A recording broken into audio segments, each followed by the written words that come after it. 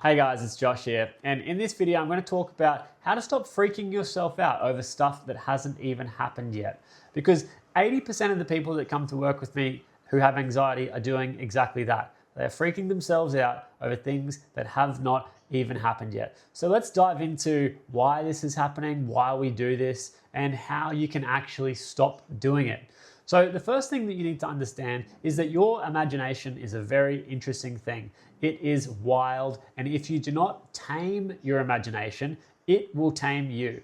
It will literally control you with negative thoughts, overthinking, overanalyzing. You're going to have attachments to all sorts of weird ideas. You're going to start connecting dots that just don't need to be connected. And you can really create a whole illusion in your mind if you're not careful. There are a lot of spiritual teachers over the ages who have talked about how the mind is the source of all suffering, and it could not be more true. You only have to check in with your own experience and reflect on times when you have been overthinking to know that your mind can create some pretty crazy stories. It can literally spin up ideas, narratives, and stories that are completely false. Almost like a fiction author writes a book like Harry Potter or The Lord of the Rings or something like that. It's a complete fantasy. You are likely doing this every single day, creating complete fantasies in your mind, right? And if you're not careful, these fantasies or nightmares can actually lead you to suffer big time, right? And I'm going to talk to you about how this actually works. Because your mind does actually influence the feelings that you have in your body. So if you're freaking out, it's likely that you're getting super anxious, maybe you're getting angry, impatient, frustrated. Maybe you're withdrawing from situations. Maybe you're snapping at your partner or your kids, and you're just doing weird shit that you know is kind of unreasonable, but you can't help yourself from doing. It's literally because you've created these crazy stories in your head and now you are actually believing them, right? So when you create these crazy stories in your head, if those stories are founded in fear or worry or some sense of danger or threat, so you think, or someone's out to get me, or they're fucking with me, or they're lying with me, or she's doing this or he's doing that, and you are essentially creating a perception of danger. So you are in that moment feeling unsafe. You've created this mental story in your mind. It's not even real. It hasn't even happened, but the body doesn't know the difference between reality and your illusions. And so the body will respond because the thought, if it is founded in a sense of danger or threat, will actually send neurotransmitters from the brain to the body through the nervous system. It'll send these little electrochemical signals. So for example, if you're thinking something like, they fucked me over, or they're out to get me, or she doesn't understand me, or he doesn't care about me, what you're actually doing is you're going to send those signals to your body. And if they're, again, founded in danger or threat, your body will respond to that, and you'll start to have a spike in adrenaline, a spike in cortisol. Your stress chemicals will go up, and you will start to experience anxiety or anger or some emotional distress in your body. Again, your body doesn't know the difference. It's just following along with the mind. So if you're going to be delusional with your thinking, because some people say that that's a great thing to do, be delusional in your thinking, be creative, dream, let your imagination run wild. If you're going to do that, make sure you are doing it consciously. So you have conscious control over the thoughts and the stories and the beliefs and the imagination that you are having in your head. You can be delusional as long as you are in control of the delusions that you are creating, instead of unconsciously creating delusional stories. Because if you're unconsciously creating delusional stories, that can lead you to a nightmare instead of the dreams that you're hoping for. Now, for some people, you might be thinking, well, what do you mean think consciously, or I'm thinking unconsciously? Let me just break it down for you very simply. If you were thinking consciously, you wouldn't choose thoughts of fear, doubt, and worry, would you? If you were really conscious and aware of your thoughts, you would not think thoughts that create a sense of fear in the body, that make you want to run away from situations, that make you want to snap at your partner. You wouldn't consciously choose that, would you? I don't think so. You would probably want to create thoughts that make you feel confident to be in social environments, that make you feel calm and in love in your relationships, right? You would want to think those thoughts. You would choose to think those thoughts if you could. So that is an example of how you can consciously choose your thoughts, or you can unconsciously be led by your thoughts, okay? We all have subconscious programming. So we are who we are because of the programming and the conditioning that we have had through our childhood and through our earlier life. Now, we don't need to stay as a child. That's not a death sentence. It doesn't mean that you have to be chained to your past, but you do have to understand that your past definitely influences your present. And when you become truly present, you can actually break free from the shackles of the past.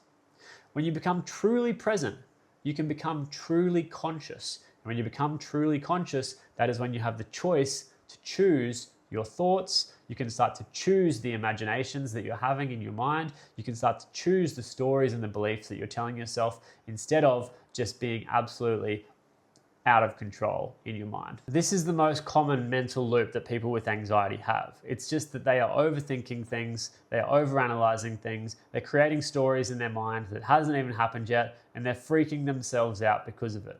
When you're constantly worrying about a future that hasn't even happened yet, it's going to create a sense of unsafety in your body. When it comes to anxiety, a lot of people get physiological symptoms as well. So you get the shortness of breath, you get the tight chest, you get that feeling of being sick to your stomach. And so people will often try to argue that anxiety is not just about what's happening in the mind, it's about what's happening in the body as well. And that's actually true. It's not one or the other, it's both. Right? The mind and the body are actually intimately connected through the nervous system. The central nervous system is made up of the spine and the brain. So it's actually a whole experience that you're having in your mind and your body. But if your mind is out of control and you're constantly perceiving danger in your environment, even if there is none, your body will respond to that because that's what your mind is telling it. Your mind is telling it that there is danger when there is not. Your body doesn't know the difference between reality and the delusional stories that you have in your mind, so the body responds accordingly. This then creates a loop between your mind and your body where there's constant anxiety because your mind is telling the stories of danger. Your body is actually feeling the danger. When your body feels the danger, your mind doesn't really have a choice. It kind of just jumps back on board with that experience that it's having, and you can find yourself in this loop where it's happening over and over again. Now, your imagination is actually one of the most powerful functions of your brain. The same imagination that can create beautiful stories of dreams and visions and inspiration can also create nightmares and total darkness. That's why it's so important that you have control over your imagination. Your imagination can literally trick you into thinking you're about to be attacked by a lion when you are just sitting in your bed. Your body doesn't know the difference between what's going on in your mind and what's actually being experienced. It just listens to whatever the mind says. Now, that doesn't mean that you're broken. It's actually a normal function of your mind and your body. Everyone has the same experience. It doesn't mean that you're broken. It doesn't mean that there's something wrong with you. And it doesn't mean that you're going to be like this for the rest of your life. If you buy into those stories, then it makes the suffering prolonged. But if you can actually snap out of it, become present, and change the story that you're telling yourself, that is when you can find freedom from your anxiety. To do that, you need to actually develop your ability to consciously control your thoughts. This is like a muscle that you need to train. When you get in control of your imagination and when you become conscious of your experience, you can actually start to choose the next thing. You can start to choose the next thought. You can start to choose the things that you actually want to experience in your life. You can choose the way that you want to feel. People aren't taught this though. No one gets taught this. You definitely don't learn this in school. In school, they teach you what to think, not how to think. They say, follow these instructions, don't think, just do what we tell you to do. And that doesn't actually help anyone with anything when it comes to their own self and their own experience of being a human. The moment you realize that you can actually have some control over your mind, your thoughts, and your emotions, everything changes. Your whole experience of reality changes because your thoughts, your emotions, they're like the filter.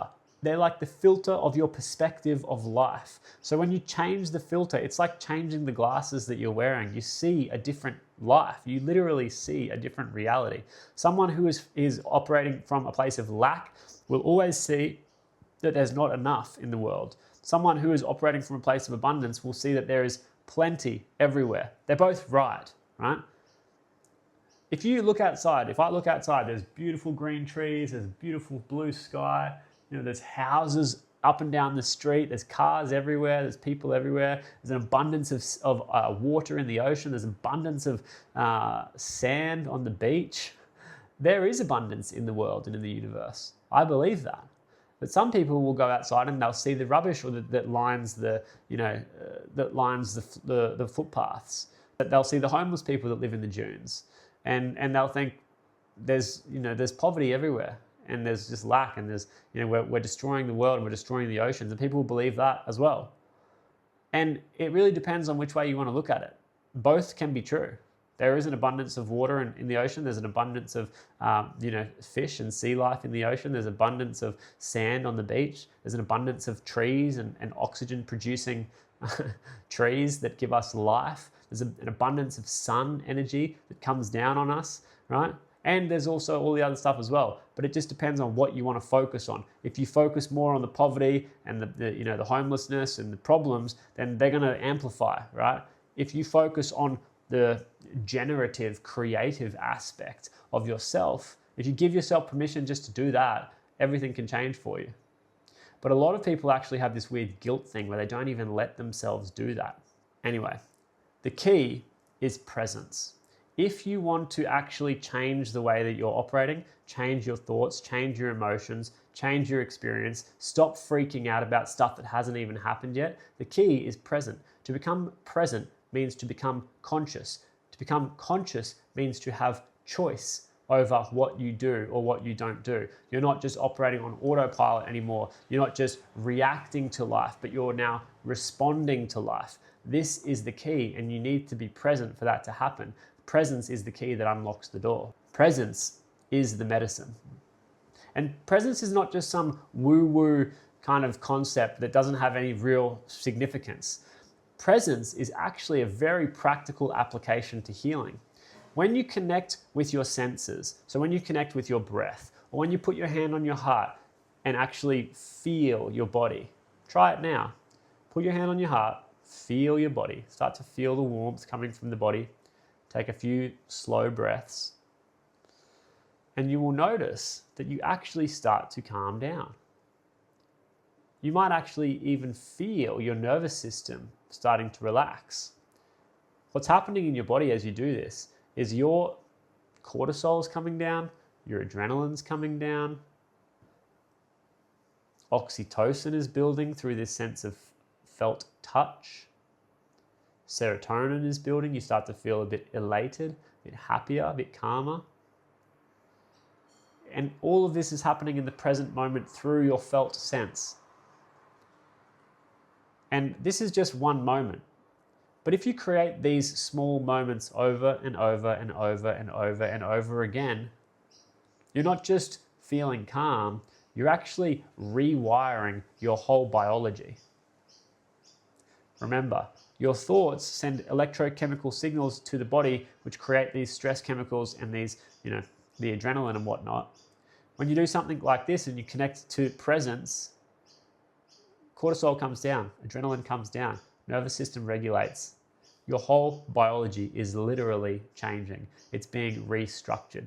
So when it comes to healing, you have to do this stuff consistently. You have to consistently work on creating these reference points in the present moment where you actually feel safe. And that's why presence isn't just some spiritual concept, it is application for healing.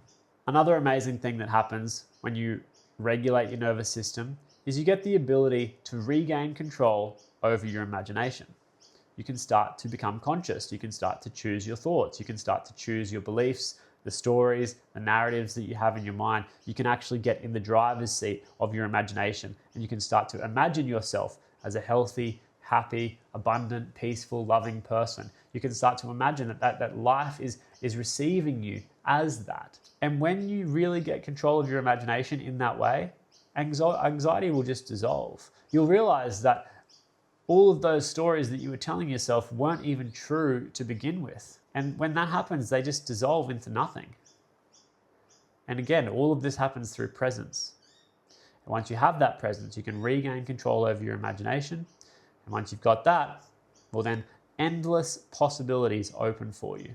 You really start to tap into your limitless nature as an infinite being. And that's when it starts to get really fun. I've helped hundreds of people overcome their anxiety.